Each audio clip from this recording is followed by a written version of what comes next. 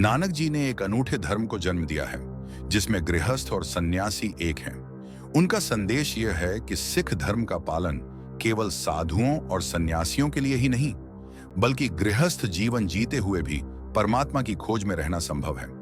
उनका आदर्श इस बात पर जोर देता है कि आत्मज्ञान और परमात्मा के प्रति भक्ति केवल त्याग और संन्यास में नहीं, बल्कि सांसारिक जीवन में रहते हुए भी प्राप्त की जा सकती है। गृहस्थ होना आसान है, सन्यासी होना आसान है, छोड़कर चले जाओ जंगल में। सिख होना कठिन है, क्योंकि सिख का अर्थ है सन्यासी गृहस्थ एक साथ। उनका तप उतना ही बलवान रहा जितना कि हिमालय में साधना करने वाले साधक का होता है। नानक जी ने एक दुकानदार का काम किया।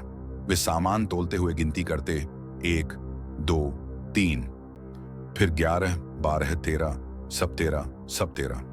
पंजाबी में 13 का उच्चारण 13 के रूप में होता है। सब 13 कहते जाते और तोलते जाते और लोगों को मूल्य से ज्यादा सामान दे देते। सब 13, यही तो उनकी साधना थी। कई लोगों ने उन्हें रोकने की कोशिश की, लेकिन नानक जी तो जैसे किसी और ही दुनिया में होते, अपनी ही धुन में मस्त होते। उन्होंने 13 पर ध्यान केंद्रित किया। यह घटना इस बात का प्रतीक है कि उन्होंने एक गहरे आध्यात्मिक अनुभव को साधारण सांसारिक क्रियाओं में भी पाया।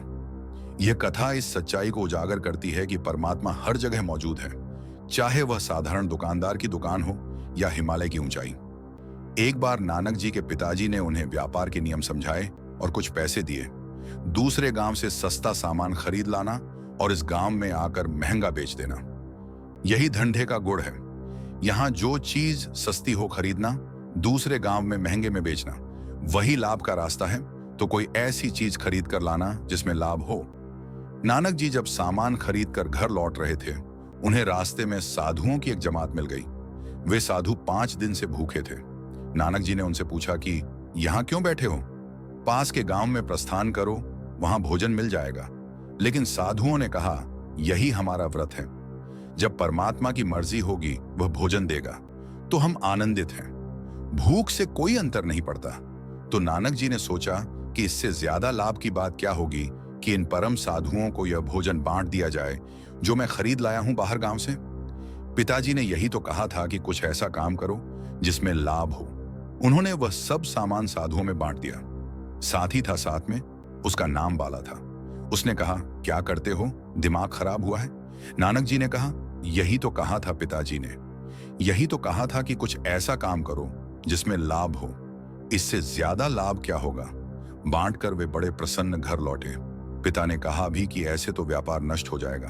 और नानक ने कहा, आप नहीं सोचते कि इससे ज्यादा लाभ की और क्या बात होगी? लाभ कमा कर लौटा हूं, लेकिन यह लाभ किसी को दिखाई नहीं पड़ता था।